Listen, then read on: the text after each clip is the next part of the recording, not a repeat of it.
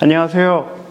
저는 서강대학교에서 학생들을 가르치고 있는 정용철이라고 합니다. 여러분들이 갖고 있는 유인물에는 정반이라는 이름으로 나왔을 텐데요. 작년에 제가 한 20년 만에 안식년을 하면서 기쁜 나머지 부캐로 정반이라는 이름을 새로 짓고 활동을 좀 했었습니다. 지금은 글을 쓰거나 외부에 발표를 할 때 정반이라는 부캐로 활동을 하고 있습니다.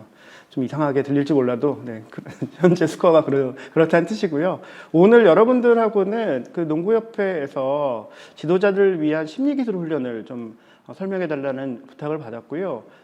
그러면서 얘기를 하다 보니까 아무래도 코치나 지도자분들이 리더의 역할을 하기 때문에 리더십의 부분도 좀 넣었으면 좋겠다. 그래서 두 개를 한꺼번에 넣는 거여서 제한된 시간 동안에 좀 진도를 빨리 뽑아서 여러분들께 최대한 많이 들려드리도록 하겠습니다. 제목이 최고의 코치가 되기 위한 여정이고요. 여러분들이 지도자로서 지금 어느 위치에 있든지 그 위치에서 조금 더 나은 위치로 가기 위해서 어떤 노력을 해야 되는지, 그것이 심리기술 훈련과 맞닿아 있고요. 제가 잠시 후에 말씀드릴 여러분이 어떤 코치인가 스스로를 평가하는 어떤 이런 시간들을 통해서 그런 목표를 최고가 되는 코치가 돼보도록 하겠습니다. 부제가 선수 중심 인권 친화적인 코칭 방법론인데요. 최근 들어서 지도자의 어떤 다양한 역할들이 늘어나면서 기존에 그냥 훈련을 많이 시켜서 성적을 내는 이것만이 아니라 좀 더 포괄적으로 이 한 선수 한 명 한 명을 어떻게 인간적인 성숙을 시키고 어떻게 발달시키는가에 대한 고민까지 해야 되는, 그래서 선수 중심 그리고 인권 친화적인 코칭 방법론이 최근에 대두가 되고 있습니다. 그런 부분들을 함께 얘기 드리고요. 전체 개요를 말씀드리면 세 가지 그 파트가 있는데요. 첫 번째 파트는 여러분들을 스스로 들여다보는 정체성의 문제인데 코치의 코치됨에 대한 이야기를 드릴 거고요. 그다음에 두 번째는 심리기술 훈련을 좀 본격적으로 말씀드리려고 하는데 심리기술이 굉장히 많거든요. 많은 것 중에 그냥 엑기스만 3개만 뽑아왔어요. 한 10몇 가지 할 수도 있지만 시간 관계상 제가 생각했을 때 여러분들한테 가장 필요하다고 생각하는 중요한 심리기술 훈련을 3가지 뽑아서 말씀드리려고 하고요. 마지막에는 그냥 이렇게 강의로 끝나서 여러분들이 이걸 어떻게 내면화할까, 이걸 그냥 듣고 흘려보내는 게 아니라 여러분들 것으로 만들기 위해서 어떤 일을 해야 될까에 대한 고민을 하다 보니 여러분들이 이거를 실제로 쓰고 성찰하고 자기 몸에 붙이는 이런 활동을 해야 되겠다라는 말씀을 드리려고 마지막 파트에는 읽고 쓰는 코치가 되시길 바라는 그런 부분을 담았습니다.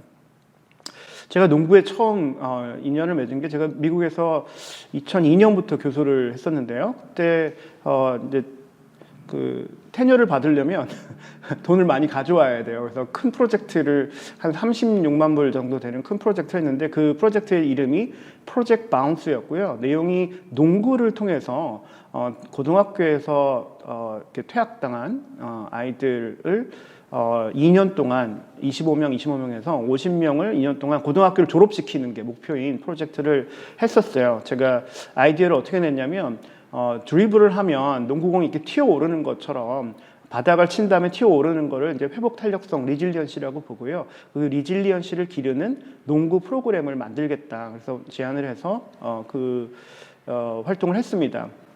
아다시피 농구는 특히 미국의 흑인들 사이에 되게 아주 인기가 많은 운동이어서 공부하겠다 오라고 그러면 안 오지만 농구 캠프 한다고 그러면 다들 옵니다. 그래서 그걸로 일단 친구들을 꼬셔서 농구를 통해서 어떻게 하면 이들이 인생에 다시 바운스백하는 그런 일들을 벌릴까, 이런 고민들 하는 프로젝트를 하면서 농구를 가지고 어떻게 학생들을 지도하고 기를 수 있을까에 대한 프로젝트를 본격적으로 했었고요. 그러면서 최근에 아까 말씀드렸던 것처럼 한국 엘리트 전문체육안에서 벌어진 여러 가지 좀 안 좋은 소식들 때문에 인권에 대한 얘기가 많이 되면서 다음 학기부터, 지금 2021년 겨울인데요, 2022년 1학기부터 서강대학교 스포츠 코칭 과정 석사 과정을 만들어서 이런 인권 친화적 코칭을 합니다. 이 코칭에 더 배우는 내용들이 보시면 알겠지만, 비난을 받으면서 지도받은 선수는 비난하는 걸 배우고, 적대감으로 지도받는 사람은 싸우는 걸 배우고, 조롱하는 걸 받은 선수는 미움을 배우고, 모욕을 당한 선수는 수치심과 증오로 보답할 것이다라는 이야기처럼 여러분들이 어떤 식으로 가르치냐에 따라서 어떤 식으로 지도하냐에 따라서 선수들이 똑같이 행동하게 되고 오히려 더 안 좋은 방향으로 가는데, 반면에 격려를 받으면서 잘한 선수는 자신감을 배우고 인정받고 잘한 선수는 감사함을 배우고 공평하게 대접받는 선수는 정의로움을 실천하게 될 것이다 라는 말처럼 여러분들이 굉장히 바람직한 방식으로 코칭할 경우에 여러분들이 앞에 있는 선수들이 의 미래가 굉장히 좋은 방식으로 바뀔 수 있다라는 코칭의 방법론을 제안하고 있습니다. 인권 친화적인 코칭을 바탕으로 해서 여러분들이 어떤 코치였는지, 어떤 코치가 될 것인지에 대한 이야기들을 나눠보겠습니다. 질문을 드리겠는데요. 여러분 어떤 코치입니까? 라는 질문을 드렸을 때 대부분의 경우 제가 미국에서 코칭 클리닉을 할 때는 어떤 질문을 드리냐면, 여러분들이 코치가 되기까지 선수 생활하면서 여러 명의 코치들, 지도자들을 만났는데 그 지도자들 중에 가장 기억이 남고 지금까지 감사함을 느끼는 코치를 떠올려 봐라 라는 질문을 던집니다. 그러면 잠시 침묵이 흐르고 굉장히 흐뭇한 미소와 함께 초등학교 때, 중학교 때, 고등학교 때, 대학교 때 이런 코치가 나한테 정말 아빠 같은 마음으로 나에게 어떤 인생의 뭐를 가르쳐줬다, 이런 얘기들을 정말 수도 없이 들었는데, 같은 방식으로 2010년 초반쯤에 야구 쪽에서 이런 베이스볼 아카데미라는 곳에서 똑같은 질문을 야구 지도자들한테 했을 때 굉장히 난감한 표정을 지으면서 없다 그리고 그런 걸 담고 싶지 않다, 이런 말들을 굉장히 많이 했어요. 굉장히 중요한 시사점인데요. 여러분들이 기억하고 떠올리고 싶은 이 지도자들, 나를 지도했던 코치들의 좋은 퀄리티들을 나도 한번 해보겠다는 마음을 가져야 되는데 그 퀄리티를 못 배운 거죠. 그래서 그냥 급해서 안 좋은 것들을 다 드러내보고 안 좋은 것들을 하지 말자는 식으로 가르쳐 왔었는데요.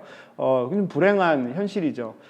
외국 같은 경우는 코치를 하면서 사회적으로도 굉장히 존경을 받고 있고, 뭐 존경뿐만 아니라 사회적인 어떤 지위나 뭐 정치인이 되기도 하고 여러 가지 활동들을 많이 하고 있습니다. 눈앞에 보시는 그 존 우든이라고 하는 아주 뭐 레전드이죠. 이 농구 감독, UCLA 브론스에서 감독을 하면서 12년 동안 10번의 내셔널 챔피언을 했던, 아무도 이제 앞으로 깨지 못할 그런 농구 코치를 했었는데, 이 코치의 이야기를 들어보면 굉장히 시사하는 바가 많고, 이 코치를 통해서 수많은 선수들이 인생의 새로운 방향을 잡고 굉장히 훌륭한 성인으로 자라났다. 이 감독이 가장 자랑스러운 부분이 10번의 챔피언십이 아니었고요. 그를 통해서 나중에 변호사가 된 30명의 제자들, 의사가 된 11명의 의사들, 뭐 이런 친구들을 기억하면서 본인의 했던 일들을 자랑스러워하는 모습을 보게 됩니다. 어떻게 그럼 존 우든이 그렇게 했느냐? 이 사람이 물론 그런 성취를 하고 많이 이겨서 유명해지긴 했지만 실제로는 그 10년 동안 한 번도 승리라고 하는 말을 입에 담은 적이 없어요. 이분은 돌아가셨지만 이분은 늘 내가 가지고 있는 최대한을 끌어내는 데 관심이 있었지. 그리고 본인을 뭐라고 부르냐면 티처라고 부릅니다. 교육자라고 부르고요. 가르치는데 완전히 최적화된 분이셨고, 물론 뭐 소리도 지르고 뭐 하긴 하지만 굉장히 심플한 룰로 이 선수들을 어떻게 가르쳐야 될지, 그리고 어떤 선수를 자라날지에 대해서 매우 정확하면서도 아주 구체적인 방식을 보여주고 그걸 실행했던 분이시고요. 제가 어젯밤에 이 강의를 준비하면서 저 오랫동안 잊고 있다가 이 존 우든의 이야기를 다시 한번 인터뷰들을 다시 들어보면서 얘기를 들어봤는데, 제가 한 7, 8개 정도 들었는데 이분의 말씀하시는 걸 들어보면 이미 프로그램이 돼 있어요. 어떤 버튼을 누르면 정말 주르륵 나오는 것처럼 이분의 어떤 코칭 철학이나 선수들 대하는 자세나 이분이 꿈꾸고 있는 어떤 농구라고 하는 게임의 아름다움, 즐거움, 재미, 이런 것들이 정말 쭉 정리가 되어 있는, 그래서 밤새 이 강의를 들으면서 야, 저 사람도 참 평생 이 얘기를 하면서 살았을 텐데, 그리고 눈을 감으면서 자신이 길러냈던 그 수많은 제자들을 통해서 본인이 꿈꾸었던 교사로서, 교육자로서의 지도자 모습을 실현해냈구나. 가장 중요한 건 이 존 우든이 그런 인생을 살았다는 거죠. 그래서 여러분들을 보는 여러분들의 제자나 선수들이 여러분들을 보고 여러분들이 그 삶을 살지 않으면 어떤 좋은 말이나 어떤 뭐 책을 주거나 이런 건 상관없이 여러분들의 삶을 보고 있다는 거죠. 그러한 삶을 살지 않으면 여러분들 제자는 변하지 않는데, 자 그러면 이게 정말 쉽지 않잖아요. 지금 내 환경도 있고 지금 여러 가지 압력도 있고 그리고 그렇게 좋지 않은 조건에서 어떻게 내 인생을 존 우든 같이 멋지고 자랑스럽고 스스로 만족스러운 인생을 꾸려갈 것인가, 이 부분에 대해서 고민하기 위해서 제가 질문을 드리려고 합니다. 지금 다음 슬라이드에 있는 이분은 빌 브래들리라고 뉴저지 상원의원으로 한 15년 정도 했고, 이분이 원래 농구 선수였어요. 원래 농구 선수가 아니라 직업 선수였죠. 뉴욕 닉스에서 선수생활을 했던 분이 은퇴를 하고 상원의원으로 공적인 어떤 정치가의 길을 걷는데, 이분이 어떤 책을 썼냐면 Value of the Game, 그래서 자기가 농구에서 배운 것들이라고 하는 것들을 책을 썼는데, 어젯밤에 이걸 다시 들춰보면서 오늘 가져왔는데요. 이 책들의 아주 얇은 책입니다. 이 책을 보면 제가 지금 코치에게 필요한 역량이라는 제목으로 쭉 나열한 이것들이 이 책의 목차들입니다.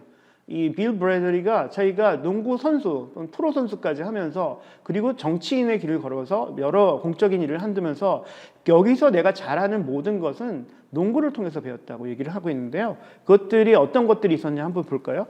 열정이라고 하면 패션이 있고요. 그 다음에 디시플린, 어떤 일을 꾸준히 열심히 하는 규율이고요. 그다음에 셀프리스네스는 농구에서 가장 필요한 자기 일을 버리고 슛을 쏘는 게 아니라 패스를 하는 마음인 거죠. 자기 희생. 그다음에 존중, respect. 그다음에 perspective는 제가 균형 감각이라고 번역을 했는데요.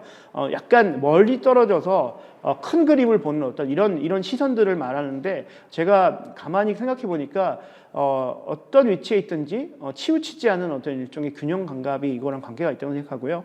courage, 용기고요. responsibility는 책임감. 그다음에 아까 얘기했던 resilience, 회복력. 그다음에 상상력. 이런 것들을 자기가 농구를 하면서 배웠다는 거예요. 근데 제가 이거를 그냥 살짝 비틀어서 코치, 여러분들 같은 지도자들이 좋은 지도자가 되기 위해서 어떤 역량이 필요할까? 이런 역량들이 필요하지 않을까? 이렇게 적어봤고요. 이거는 제가 시간이 없어서 오늘은 다 말씀 못 드리지만 코칭 프로파일이라고 하는 액티비티를 통해서 여러분들이 스스로 평가할 수 있습니다. 이렇게 원을 그려놓고요. 원에 뭐 8등분 뭐 이렇게 해서 나눈 다음에 각 그 파이마다 아까 얘기했던 열정, 책임감, 뭐 규율, 상상력 이런 것들, 용기 이런 것들을 적는 거죠.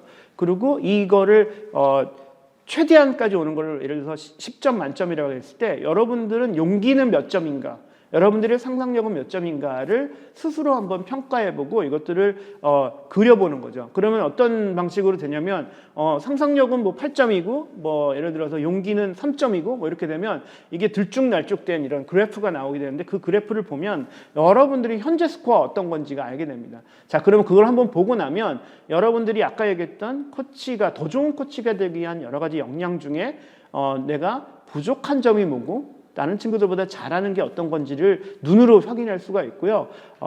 두 가지 방식이 있어요. 하나는 내가 되게 못하는 것, 제일 낮은 것들을 더 올리는 방식으로 나를 채워나갈 수가 있고요. 아니면 내가 잘하는 거를 더 잘하는 방식으로 그걸 집중해서 하는 수가 있는데요. 전자가 예전의 방식이라고 하면 최근에 코칭이나 이런 데에서 트렌드는 잘하는 걸 더 잘하는 걸 만드는 방식으로 여러분들을 발전시키는, 그게 훨씬 더 효과적이고 시간도 훨씬 덜 든다라고 알려져 있어요. 그래서 일단은 여러분들이 현재 스코어가 어떤 상태인지를 알아보는 게 매우 중요하기 때문에 이 코칭 프로파일이라고 하는 액티비티를 통해서 여러분들이 제 눈앞에 있다면 핸드아웃 나눠주고 한번 적어봐라 막 이러고서는 시간을 들 텐데 그럴 시간도 없고, 제가 여기서 잠시 한번 해보시죠. 그리고 멈추고 있는다고 해서 그렇게 일어나지 않기 때문에 오늘은 방법만 알려드리고 여러분들이 각자 이런 종이에다가 원을 그리고 각자 내가 몇 점인지를 한번 평가해보는 시간을 가졌으면 좋겠습니다. 코칭 리더십에 이게 네 가지 긴 건 교과서에 있는 내용인데요. 이거 왜 했냐면 보통 이런 연수를 하면 나중에 시험 문제 내라고 막 이래가지고 사지선다에 굉장히 적합한 방식으로 네 가지 특징 이렇게 해가지고 해서 이 중에 리더십의 특징이 아닌 것은 뭐 이렇게 하는데 아직까지는 문제를 내라는 요구가 없었어요. 그래서 여러분 시험 볼지 안 볼지는 잘 모르겠지만 어쨌거나 약간 수험생용으로 마침 오늘이 수능 보는 날이어서 좀 연관이 되네요. 리더십은 과정이다. 리더십은 결과가 아니라 과정입니다. 어떻게 어떤 목표를 향해서 나아가는 시시각각 변하는 일종의 프로세스라고 하는 게 리더십의 특징이고요. 또 한 가지는 어떤 방식이든 여러분들 앞에 있는 선수들에게 영향력을 주는, 인플루언스를 주는 것이다. 영향을 주는 과정이겠죠. 그 다음에 집단적인 맥락에서 일어난다. 보통 농구는 역시 팀 스포츠이기 때문에 이 팀 스포츠를 어떻게 운영하냐에 따라서 집단의 맥락에서 이런 리더십이 발현이 되고 활성화가 되는 거고요. 결국에는 리더십의 마지막 목적지는 목표를 달성하는 데 있고요. 목표는 뭐 쉽게 말해서 이번 챔피언십을 우승을 하는 것, 아니면 각자 선수들이 갖고 있는 일종의 개인 기록이나 이런 목표들이 있고 이것들을 어떻게 팀으로서 이루어 나갈까. 아까 말씀드렸던 존 우든 같은 감독의 목표는 시즌마다 퍼펙트 시즌이라고 있어요. 그러니까 한 게임도 안 지는, 88게임을 하는데 한 게임도 안 지고 100% 승률을 나타내는 그런 시즌을 퍼펙트 시즌이라고 하고, 퍼펙트 시즌이 이 팀의 목표가 되는 거죠. 그래서 리더십을 잘 발휘해서 그 목표를 달성하는 곳으로 나아가는 게 코칭 리더십의 특징이 되겠습니다. 결국 이것을 하나로 묶어서 말씀드리면 한 개인, 여러분 같은 리더가 공통의 목표를 달성하기 위해서 개인들의 모이는 집단에 대해서 어떠한 영향력을 발현하는, 또 행사하는 그런 과정이라고 정의 내릴 수 있겠죠. 최근 들어서 교환적 리더십이라고 하는 트랜잭셔널 리더십에서 트랜스포메이티브 리더십이라고, 전환적인 리더십이라고 하는 개념들을 최근도 아니고요. 벌써 나온 지 한 10년 이상 됐는데요. 전환적인 리더십이라고 하는 리더십 스타일을 강조를 하고 있습니다. 간단하게 말씀드리면 교환이라고 하는 거는 주고받는 거예요. 여러분들 그 ATM 머신 가가지고 카드 넣고서는 돈 나오는 것처럼 트랜잭션이라고 해요. 그런 것들을. 그러니까 트랜잭셔널 리더십은 내가 뭘 줄 테니 넌 이걸 나한테 도로 줘 라고 하는 방식의 교환적인 이런 방식의 리더십인데, 과거에 있던 리더십이 대부분의 경우 이런 방식으로 운영이 됐습니다. 그에 반해서 전환적 리더십은 그냥 주고받는 게 아니고요. 어떤 리더의 어떤 영향 때문에 리더십의 그 자기장 안에 있는 이 선수들이 트랜스폼 되는 리더십을 말합니다. 트랜스폼이라는 거는 뭐 변혁적 리더십, 뭐 전환적 리더십 이렇게 얘기하고 있는데요. 혹시 그 영화 중에 트랜스포머라고 하는 영화에 보면 영화 보면 막 자동차였다 갑자기 막 확 바뀌어가지고 로봇 되고 막 이런, 그게 트랜스포머예요. 그 트랜스포메이션이 그런 겁니다. 전혀 봤을 때는 알 수 없는 어떤 잠재력이 그 안에 있었고, 그게 확 발현돼서 그 전과는 확연히 다른 방식의 존재가 되는 어떤 이런 것들 트랜스포메이션이라고 하는데, 전환적 리더십은 그것을 가능하게 하는 거고요. 전환적 리더십의 특징으로 제가 네 가지를 꼽았는데, 이상화된 영향력, 또 카리스마. 이게 뭐냐면 이제 카리스마라는 게 어떤 각 개인이 갖고 있는 일종의 자기장 같은 거예요. 이분이 나타나면 뭔가 좋은 일이 생길 것 같고, 뭔가 영향을 받을 것 같고, 제가 이제 활동하고 있는 팀들이 여러 팀이 있는데, 농구팀도 있고, 그 중에 아이스하키 팀이 있는데, 아이스하키 팀이 이제 최근에 경기가 없다가 지난주 막 경기를 해서, 이번에 그 제가 맡은 학교 팀의 감독님이 바뀌셨는데, 백지성 감독이라고 우리나라 그 국가대표 감독 하시던 분이에요. 이분이 이제 풍채도 좋고, 이분이 딱 나타나면 그냥 이분이 갖고 있는 일종의 아우라가 있어서 선수들이 그냥 이분이 얘기하는 거에 굉장히 잘 받아들이게 되는 이런 카리스마가 있는 거죠. 이분이 뭐 우리나라 최초로 뭐 NHL에서 스탠리컵도 2번이나 했고 굉장히 우수한 선수이기도 하지만 과거에 거의 8년, 9년 동안 우리나라에 머물면서 한국으로 귀화하고 원래 캐나다인데 와가지고 이 한국의 선수 또 한국의 아이스하키 발전을 위해서 노력을 한 것들에 대한 일종의 리스펙트를 갖고 있는 거죠. 이런 카리스마들이 있고요. 이런 분들이 어떤 걸 주냐면 영감적인 동기를 줍니다. 그 모티베이션을 주는데 뭘 하겠다라는 마음을 줄 때 그냥 야 챔피언 하자 이게 아니고요.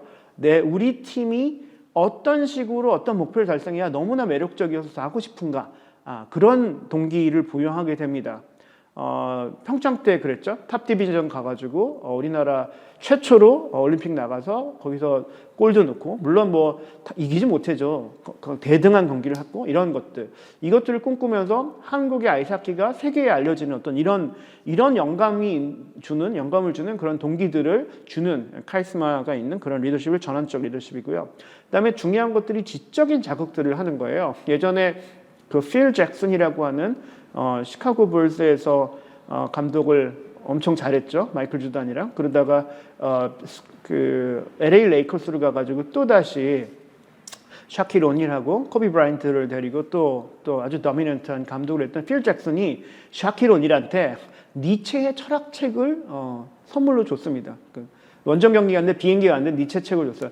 그 샤킬 오닐이 이 책을 나보고 읽으라는 말이냐라고 굉장히 의아하게 도대체 얘는 왜 나한테 이 니체 철학책을 줄까라고 하면서 되게 의아하게 했다는 일화가 있는데 그런 것처럼 늘 어떤 지적인 자극을 주기 위해서 여러 가지 방식으로 선수들을 자극하는 그런 특징을 갖고 있고요. 각각의 개인들이 가지고 있는 여러 가지 다양성들을 고려하는 방식으로 지도를 하게 됩니다. 이런 게 이제 전환적 리더십의 특징인데 그렇게 가기 위해서 어떤 것들을 해야 되는가에 대한 얘기들은 비슷한 얘기인데요.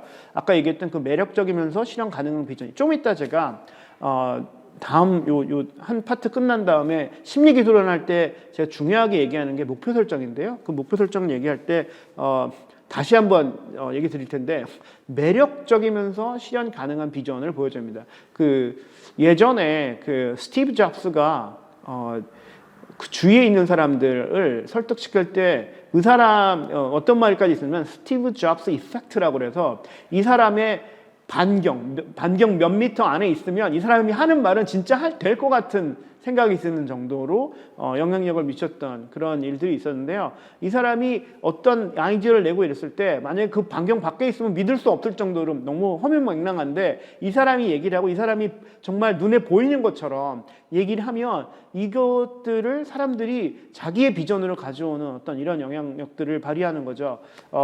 개척교회 가면 목사님들이 저희 눈앞에는 3,000명의 신도들이 보입니다. 이런 것들이 안 보이잖아요. 근데 이분한테는 지금 이런 비전들이 보이는 거죠. 비전이라 하는 거는 눈으로 누군가 리더가 보고 있는 실제 하는 것 같이 보고 있는 것들을 비전이라고 하고요. 이 비전을 매력적으로 만드는 일들을 전환적 리더들이 잘합니다. 사회적 건축가라는 거는 각 개인이 가지고 있는 다양한 특징들을 잘 조합해서 이 팀을 어떻게 하나로 묶을까에 대한 고민들을 해서 이것들을 잘 엮어내는 역할을 잘 한다는 뜻이고요.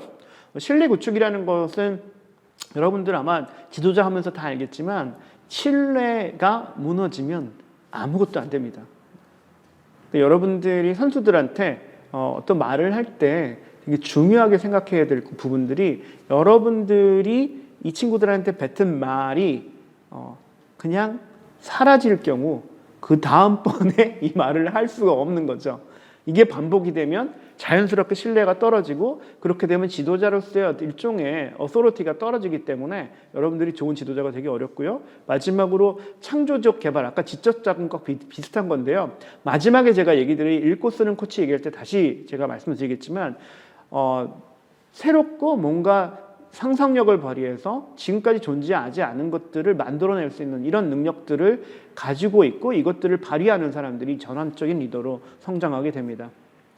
자, 여기까지가 저 1부고 여기서 잠깐 끊었다가 그 다음에 2부의 심리 기술 훈련으로 들어가겠습니다. 네.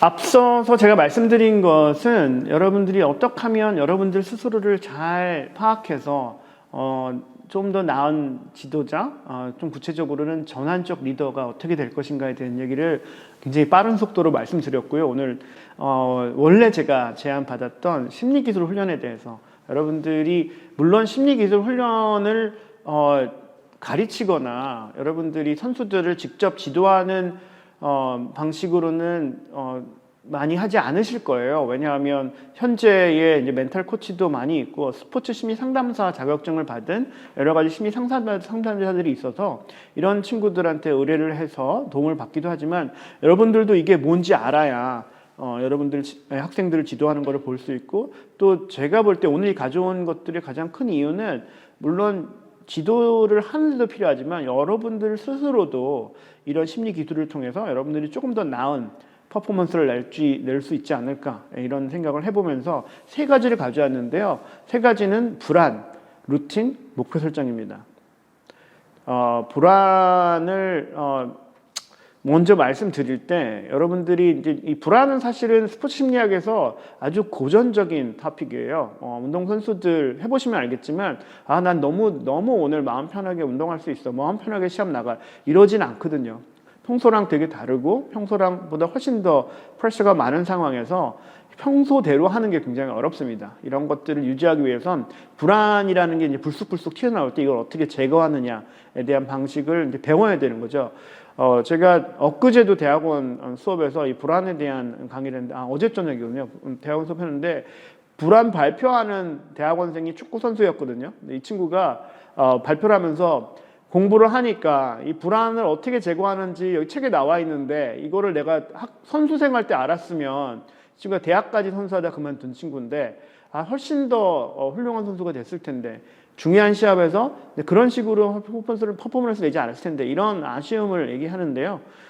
불안은 제거하는데 첫 번째 필요한 거는 이 불안이 어디로 오고 있는지를 찾아야 됩니다. 이게 몸으로 오느냐 아니면 머리로 오느냐 두 가지 방식으로 불안이 오고요. 이 두 가지 방식에 대해 대처하는 게 다릅니다. 몸으로 오는 신체 불안의 경우에는요. 상당히 대처하기가 용이해요. 몸을 이완시키고 몸을 풀어주면 됩니다. 그래서 간단하게 제가 농구 선수들 훈련 많이 시켰는데 그때마다 이 센터링이라고 하는 그냥 기본적으로 그냥 신체 이완 훈련이에요. 막 뛰어가서 막 헐떡헐떡 대다가 어깨 넓이를 벌리고 툭 떨어뜨리면서 힘을 툭 떨어뜨린 다음에 호흡을 코로 넣었다가 복식호흡 배로 호흡하고 3초 다시 후 내쉬고 그걸 3번만 한 다음에 내쉴 때마다 일종의 자화 같은 거 뭐 take it easy라든지 편안하게 뭐 이런 식으로 집어넣어서 해주면 신체 불안은 엄청 빨리 사라지게 됩니다. 굉장히 쉬운 거고요. 이에 반해서 인지적 불안, 머리로 오는 불안은 사실 다루기가 조금 어려워요. 바로 없애기가 어려운 이유는 머리를부터 오는 것들은 이렇게 털어내기가 되게 어려워요. 막 머리를 흔든다고 없어지지 않거든요. 이거는 계속 야금야금 여러분들 머릿속에서 계속 속삭이듯이 따라오는 이런 불안들인데요. 이런 불안들은 조금 시간이 들이고 공을 들이면 없앨 수는 있어요. 하지만 되게 시간을 들여서 공을 들여야지 없앨 수 있는데요. 어떻게 하는지 방식을 알려줄 테니까 저 같은 이제 스포츠 심리 전공하는 사람들이 와서 인지 불안을 어떻게 없애냐면 선수랑 앉아서 어떤 때 이 머리로 오는 불안이 생기는지를 파악을 하고 그 순간 그 선수가 만들 수 있는 가장 강력한 멈춤, 스톱 사인을 만들게 합니다. 소리도 될 수 있고 이미지도 될 수 있고 어떤 동영상도 될 수 있고요. 이런 것들 만들어서 자동화시키는 거예요. 어떤 부정적인 인지 불안이 딱 들어오는 순간 그런 끊어내는 스톱 사인을 바로 붙이는 그런 반복 연습을 통해서 부정적이고 그런 불안이 머릿속으로 뛰어들자마자 끊어내는 연습들을 반복적으로 시킵니다. 여기서 끝나는 게 아니고요. 이거 인지 재구성이라는 뜻은 리컨스트럭트 하는 거예요. 다시 건축을 하는 건데 그걸 끊어낸 다음에 그거에 카운터 서치라고 해서 반대되는 긍정적인 생각들을 붙이는 연습까지 같이 합니다. 그래서 각각의 시나리오가 있어서 이럴 때 이런 불안이 나오고 이럴 때 스탑 사인 붙이고 그 다음에 리플레이스먼트를 이렇게 하겠다라고 해서 페어로 여러 개의 옵션을 두고요. 이거를 그냥 두고 만든다고 되는 게 아니고 이거를 계속 현장에서 이런 일이 있을 때마다 지적을 계속 해주면서 이거를 몸에 붙이는 훈련을 최소한 한 3개월에서 6개월 정도 해야 인지 불안을 적극적으로 또 효과적으로 좀 대응할 수 있는 그런 수준에 오르게 됩니다. 그래서 신체 불안, 인지 불안 구별하는 게 되게 중요하고, 인지 불안 아까 얘기했던 간단한 호흡으로 제거 가능하지만 신체 불안은, 인지 불안의 경우에는 조금 시간을 들여서 카운터 소트까지 생각을 해놓은 다음에 그걸 몸에 붙이는 연습해야 된다. 이 정도 개념을 알고 계시면 불안이라는 게 나를 힘들게 하는 부담 요인이 아니라 내가 적극적으로 반응해서 바꿀 수 있는 어떤 이런 거고요. 불안이라는 거는 기본적으로 부정적인 뜻이 들어가 있는데, 최근에는 기분 좋은 긴장감, 약간 불안해서 몸이 떨리고 뭐 이렇게 하고 있는데, 그게 아예 없으면 또 문제가 되기 때문에 요즘 들어서 중요한 것들은 각 선수가 최적의 스윙을 하기 위해서 필요한 그걸 이모셔널 템퍼처라고 그러는데, 감정적인 온도를 정확하게 재놓고 시합 전에 얘가 온도가 몇인지 체온계 재는 것처럼 그거를 재서, 만약에 얘가 예를 들어서 37.5도가 되는데 35도다, 34도다 그러면 올려야 되는 거고, 40도다 그러면 내려야 되는 거죠. 그런 식으로 온도 차이를 통해서 이거를 높이고 줄이고 하는 방식으로 선수들을 최적의 상태로 시합을 나갈 수 있게 만드는 그런 인터벤션들을 최근에 하고 있습니다. 그래서 그게 이제 불안과 관련된 이야기고요. 다음에 이제 루틴을 제가 짧게 얘기 드릴 텐데, 제가 목표 설정에서 조금 시간을 좀 드릴 것 같아서요. 루틴은 제가 이제 안정망이라고 얘기를 했는데, 어떤 감당할 수 없을 정도의 프레셔가 들어올 때 이거를 평소와 똑같이 만들 수 있는 유일한 방법이 이 루틴입니다. 이게 어떻게 시작됐냐면, 농구에서 프리샷 루틴이라고 그래서 프리드로를 하기 전에 일종의 뭐 2번 튀기고 공 돌린 다음에 소호 고르고 그 다음에 이렇게 던지는 이런 일련의 과정들을 어떤 선수는 되게 특이하게 하는 사람도 있고요. 어떤 사람들은 그냥 되는 대로 던지는 사람도 있는데, 이것들을 절차를 굉장히 구체적으로 명시해서 프리드로를 하겠다 그러면 프리샷 루틴을 만들어서 그대로 연습을 시키는 겁니다. 이게 왜 중요하냐면, 평소에는 다 해요. 평소에는 연습할 때. 그래서 연습할 때도 마치 5초, 3초 남기고 마지막 프리드로를 샷을 하는 것처럼 시뮬레이션을 만들어서 그런 긴장감이 있는 가운데서 할 수 있도록, 실제로 그냥 야 가서 연습해 이렇게 안 하고요. 제가 가도 선수들 멘탈 훈련 시킬 때 신체 훈련 시킵니다. 그러니까 포로라기로 한 대여섯 번 막 뛰게 해서 헐떡헐떡 거리게 한 다음에 프리드로 라인에 가가지고 자 이제 루틴 시작하는 거죠. 그래서 루틴을 통해서 집어넣는데, 이 루틴을 하면 굉장히 불안하고 보통 이제 초킹이라고 그러는데, 이제 목이 칵 막히는 그 정도의 아주 프레셔가 많은 상황에서 평소와 똑같은 방식으로 준비를 해서 결과도 마찬가지로 나올 수 있도록 이렇게 하는 겁니다.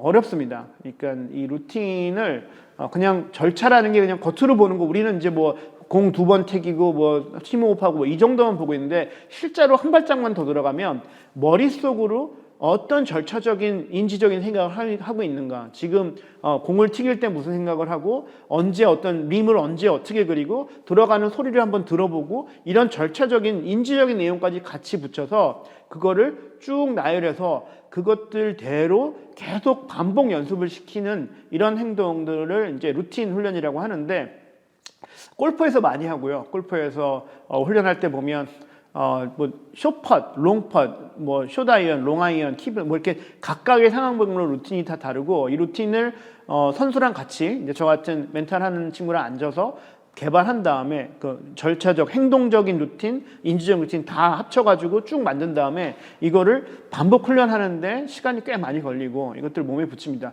일단 몸에 붙인 루틴은 더 이상 불안해할 필요가 없는 거죠. 딱 그 순간이 됐을 때 하던 대로 절차를 버튼 누른 것처럼 시작 1번 루틴 시작하면 쭉 끝까지 그냥 우르르듯이 가면서 결과를 내는, 퍼포먼스를 내는 이런 방식으로 진행하게 되는 겁니다. 루틴이 일단은 프리샷 루틴 때문에 이렇게 발전하게 됐는데요. 최근에는 프리샷 루틴뿐만 아니라 저는 이제 선수들한테 시합 전, 뭐 예를 들어서 30분 전 루틴, 아니면 아침부터 시합장 나가는 데까지 루틴을 만드는 선수들도 있고요. 심지어 어떤 선수들은 전날 어떻게 자는 것부터 시작하는 루틴이 시작하는 선수들도 있습니다. 여러분들이 지도자이기 때문에 물론 선수들한테 루틴을 가르치는 것도 중요하지만 여러분 스스로도 여러분들이 최고의 최적화된 어떤 상태로 시합장에 나가서 선수들을 지도하기 위해서 나는 어떤 식으로 어떤 절차를 통해서 준비하는가를 고민하고 실제로 그거를 실천하는 게 굉장히 중요합니다. 최근에 루틴 중에는 흥미로운 것들이 포스트 루틴 이런 게 생겼어요. 그러니까 루틴이 맨날 그 프리샷이었는데 요즘은 루틴이 끝나고 나서 게임 끝나고 나서 어떤 식으로 이거를 성찰하고 다시 리허설 해보고 그것들에서 뭘 배워나가는 것들을 루틴처럼 만들어 놉니다. 그래서 끝나면 딴 거 안 해도 야 루틴해 그러면 시합 끝나고 나서 몸 푸는 것부터 몸 이제 쿨다운 하는 것부터 시작해서 쭉 루틴을 만들어서 이거의 성찰까지 끝내는 식으로 루틴이 굉장히 폭넓게 확장되었다. 그 이유는 이 루틴을 통해서 아주 긴장되고 힘든 순간에 평소대로 할 수 있는 굉장히 좋은 안전망에 구실하기 때문이다 라고 말씀드릴 수 있고요. 제가 이제 그 목표 설정에 대해서 사실 하나만 꼽으라면 저 목표 설정을 꼽을 거예요. 제가 1년에 뭐 한 학기가 16주 동안 16번을 수업을 할 때 한 번만 수업한다면 뭐 할래? 그러면 목표 설정 생각도 안 하고 얘기하는데요. 왜 목표 설정이냐면요. 목표 설정을 하면 딴 거는 좀 훈련도 해야 되고 잘 배워야 되고 이러는데 목표 설정은 하고 안 하고가 결과의 차이가 너무 명확합니다.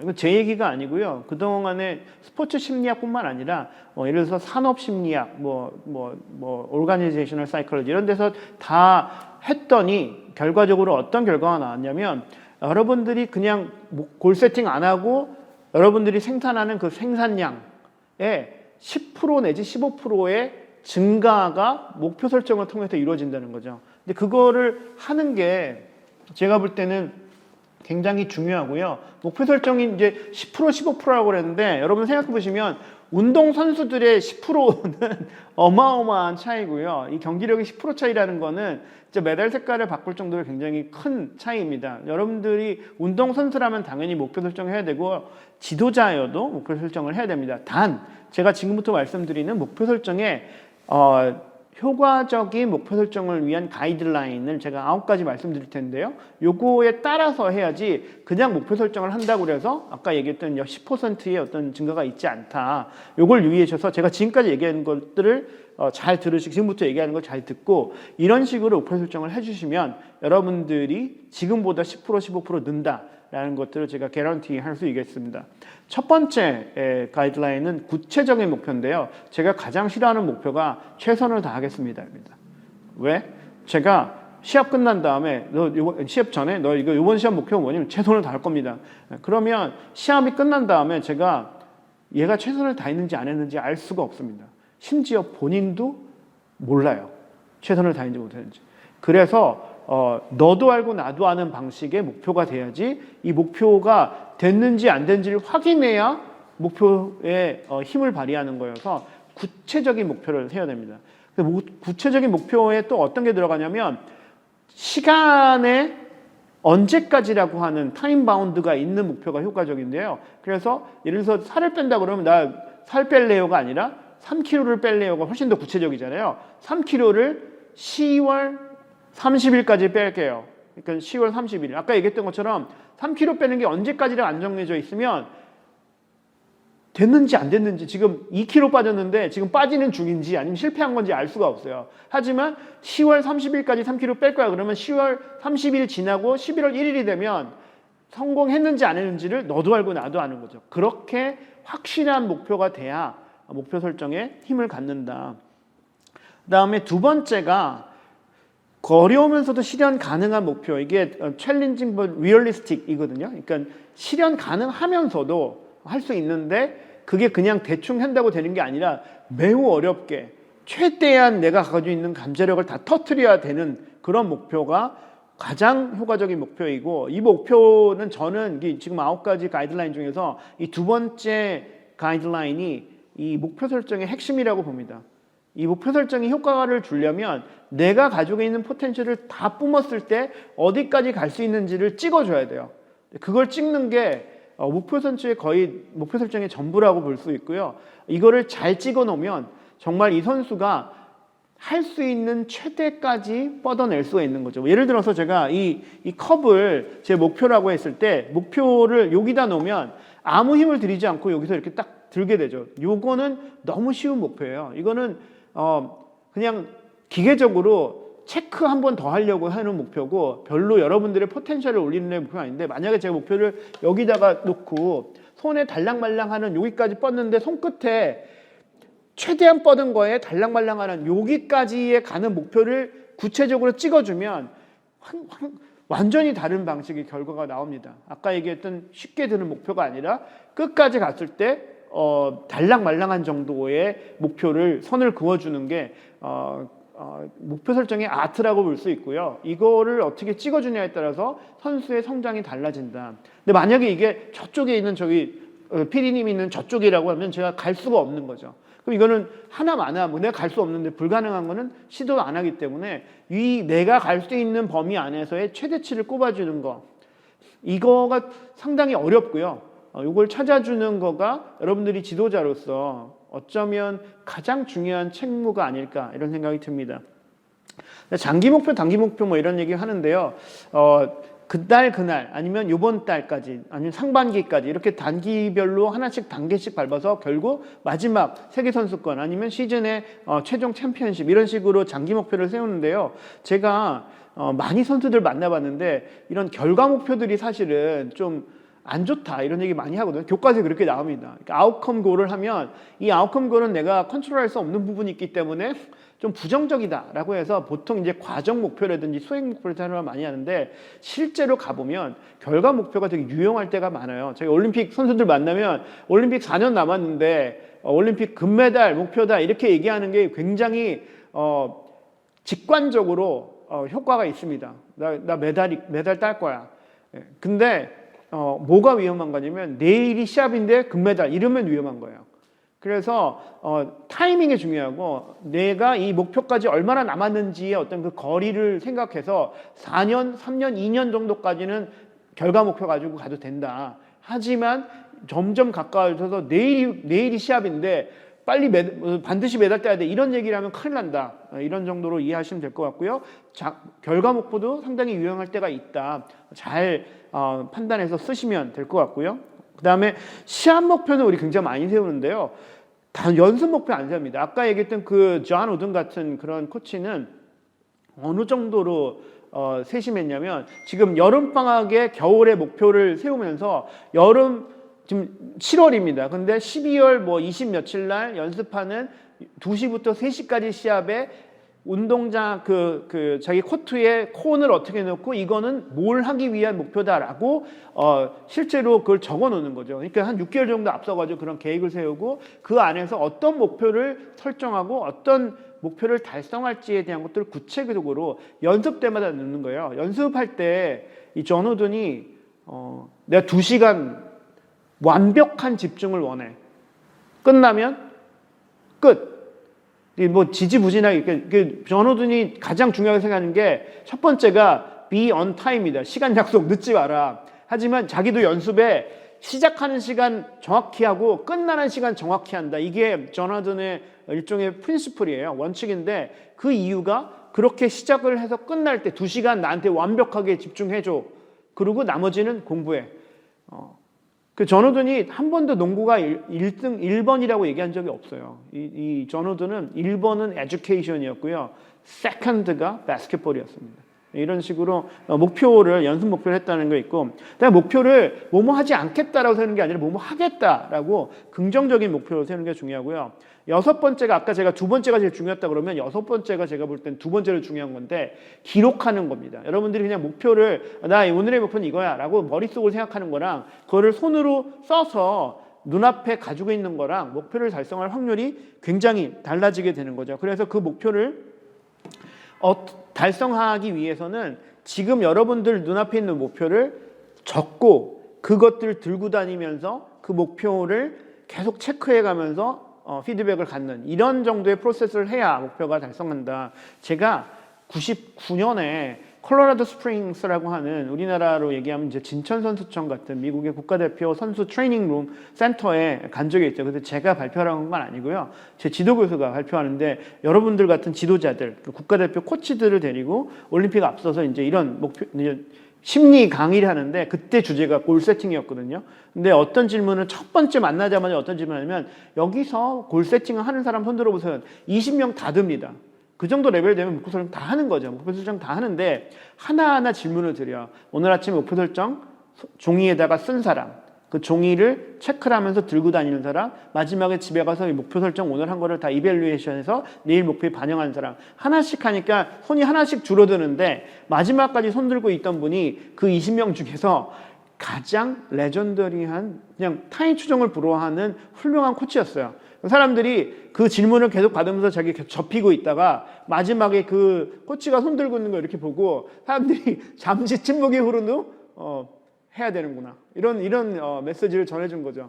그런 식으로 목표 설정을 지금 얘기한 제대로 이런 가이드라인에 맞춰서 제대로 목표 설정을 하면 여러분들이 이 세상에 내놓을 수 있는 그런 아웃컴의 10%를 더 늘릴 수 있다라는 게 개런티가 되는 거라는 거죠. 그다음 목표 달성을 위한 전략을 개발하는 건 굉장히 중요한데요. 목표 설정을 하기 위해서 어떤 방식으로 이걸 이룰 것인가. 아까 이제 뭐 살을 뺀다 그러면 뭐 일주일에 3번 뭐 유산소를 하고 트레이닝하고 PT를 붙이고 그다음에 그 뉴트리션을 어떻게 하고 뭐 이런 것들을 전략을 짜는 거죠.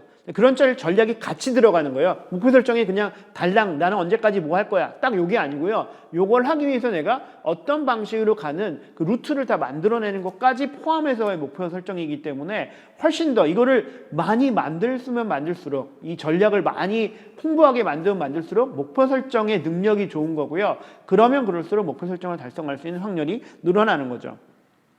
자, 목표 설정을 위한 달성을 위한 지원책을 마련하는 8번째인데요. 9번째를 같이 갈게요. 지원책이라는 거는 여러분들이 주위에 갖고 있는 리소스들입니다. 이래서 내가 담배를 끊겠다 그러면 담배를 끊기 위해서 여러분들 주위에 있는 사람들, 나를 굉장히 케어하고 나에게 영향 주는 사람들한테 얘기를 해줘야 되는 거예요. 아무한테도 얘기 안 하고 나 혼자 담배 끊을게 이러면 담배를 끊을 확률이 되게 줄어들죠.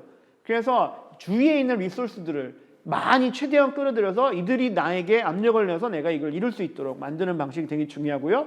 그 다음에 우리가 가장 많이 잊고 있는 게 9번입니다. 목표를 세우는 거는 이렇게 얘기하면 하거든요. 근데 마지막에 이거를 됐는지 안 됐는지를 확인하는 것들을 잊어요. 그래서 목표 설정 되게 중요하다고 제가 이렇게 약을 팔고 나서 사람들이 목표 설정 시작한 다음에 그리고 나서 나중에 한 1, 2년 후에 보면 야 효과 있었니? 없었는데요? 왜? 다시 안 봐서 그래요.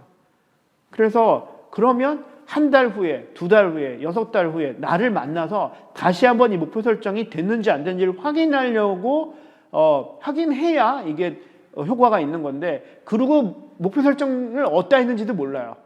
그러면 모두 다 꽝입니다. 그래서 9번째가 마지막 방점이고 요 피리어드까지 찍어줘야 목표 설정이 컴플리트해진다라는 말씀을 드립니다. 지금 말씀드린 목표 설정의 9가지 구체적인 가이드라인이 있고요. 여러분들도 목표 설정을 하되 한 가지 이제 약간의 주의사항은 너무 의욕이 충만해서 목표를 수십 개 만들면 안 됩니다. 목표는 자기가 할 수 있는 초보자들이 제일 힘든 게 뭐냐면 목표 이런 의욕이 충만해서 목표한다 그러면 막 한 20개 정도 만들어 놓고 안 됩니다. 그러면 목표에 너무 많은 목표를 세우는 게 초보자들이 범하기 쉬운 실수고요. 이런 걸 좀 주의해서 제가 말씀드린 9가지 가이드라인에 맞춰서 여러분들이 목표 설정을 하고 이런 방식으로 여러분들의 선수들을 지도를 하면 될 것 같고요.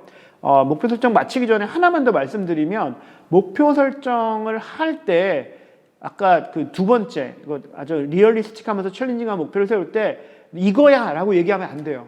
선수가 아니면 이게 오너십이랑 관련된 건데 내가 만든 목표야. 그래서 이번 시즌에 우리 팀이 목표가 팀 우승인데 시즌 우승인데 이거를 내가 우승이야 라고 나오면 안 되고요. 선수들한테서 이런 목소리가 나와서 이건 내가 얘기한 거라고 해야 됩니다. 제가 평창 때 그 파라 아이스하키 팀 멘탈 코치를 했었는데 그때 동메달을 땄거든요. 근데 한 1년 반 전에 평창 올림픽 첫 번째 팀 미팅에서 목표가 뭐냐 물어봤을 때 동메달이었어요. 왜냐하면 캐나다, 미국은 넘사벽이거든요. 되게 현실적인 목표였어요. 그래서 그냥 어떤 그 베테랑 선수가 동메달이죠 이렇게 얘기를 했는데 너무 분위기가 안 좋은 거예요.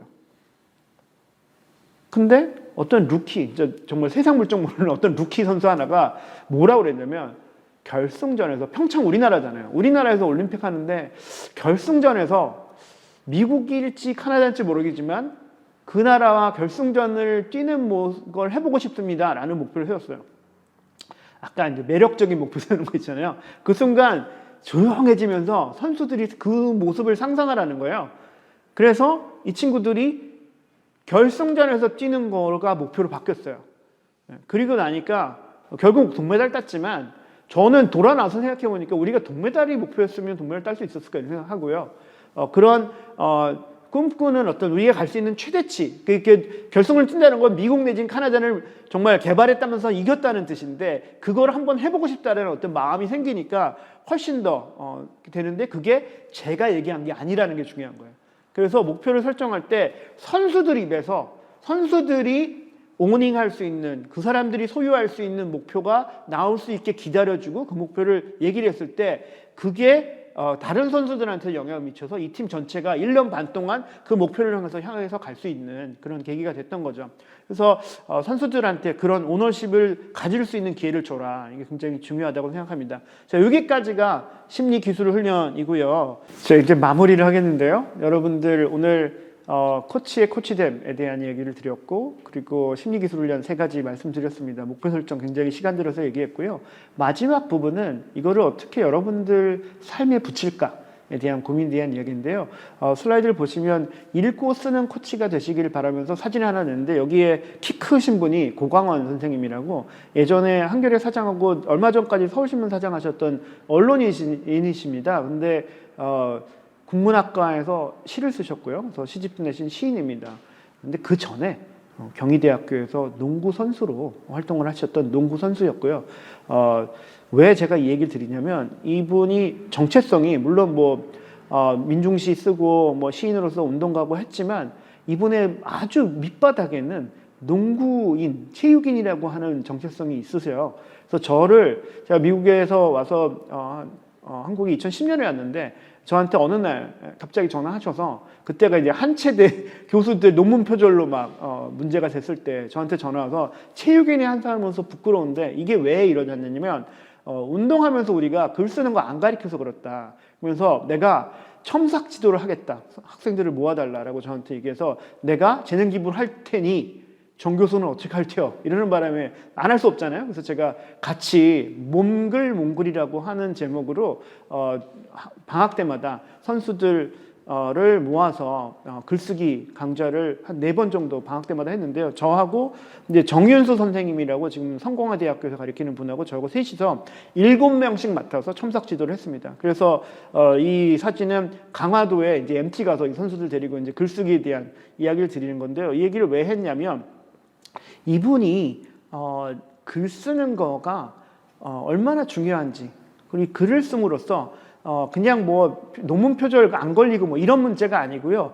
글을 쓰면서 선수들이 본인이 경험한, 몸으로 경험한 어떤 이런 깨달음이나 배움들을 구체적으로 글로 풀어내고 이것들을 글로 풀어내면 드디어 비로소 세상에 존재하는 그런 실제하는 것이 되는 거죠. 그런 게 없고 그냥 우리가 경험만 했기 때문에 경험한 거는 착각이 뭐냐면 내가 경험하면 이게 내 건 줄 알아요.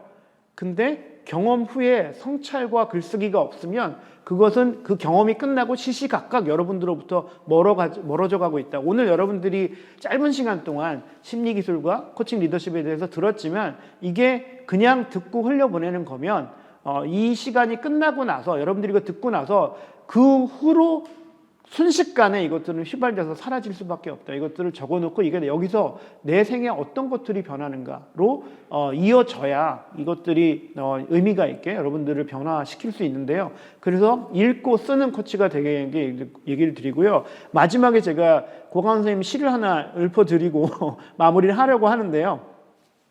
그 시간은 무겁다라고 하는 이 고강 선생님이 시인데 이 시에 뭐 여러 가지 좋은 시가 있고 원래는 제가 그 배구 이분이 그 선일여고에서 농구 체육 선생님 하면서 농구 선수들 가르치고 있는데 체육 수업이라고 즐거운 추억이라고 하는 거를 읽어드리려고 했는데 좀 길어서 짧은 시를 하나 놨습니다. 난이라고 하는 시인데요.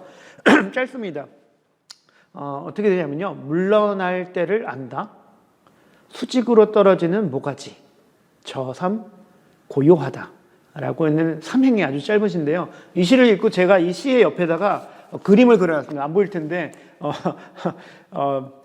드리블 치고 가다가 뒤로 점프슛을 하면서 클린 슛으로 떨어지는 공, 그 난이 떨어지는 것처럼 스위시하는 것들을 이미지를 그려가면서 제가 이 시를 읽은 기억이 납니다. 고강 선생님은 농구를 통해서 본인이 어떤 사회적으로 어떤 모든 일을 할 때 있어서 기본을 이걸 통해서 배웠다고 저한테 얘기를 하셨고요. 여러분들도 여러분들이 농구를 통해서 배운 것들, 아까 빌 브래들리나 존 우든이나 고강원 선생님 같은 분들이 농구를 통해 배운 좋은 것들을 여러분들이 가르치고 있는 그 선수들에게 전수하고 전달하고 그들을 키워나갈 수 있는 그런 지도자로 키워나가는 시간이 되었으면 좋겠습니다. 자, 오늘 강의는 여기까지 하고요. 다음에 혹시 기회가 되면 또 만나 뵙는 시간을 가지면 좋겠습니다. 감사합니다.